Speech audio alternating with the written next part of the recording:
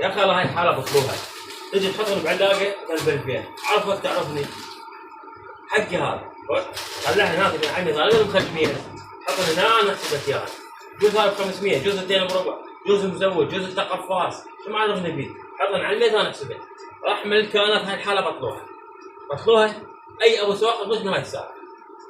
تجي وحطيتني قلب الفيه، وانا ايش بدري حطيت في العلاقة؟